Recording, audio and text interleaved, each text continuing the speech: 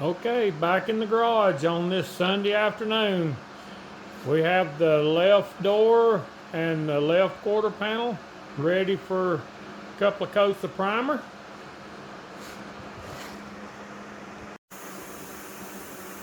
First coat of primer. It's just going to get 2 coats of primer. I believe that'll be enough to block it real good, and then it'll get 1 coat of primer.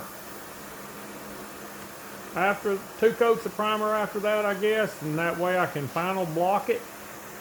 The second coat of primer put on, it's flashed off real good.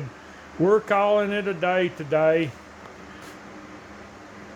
Probably going to block it down tomorrow night and reprime it and move on to another area.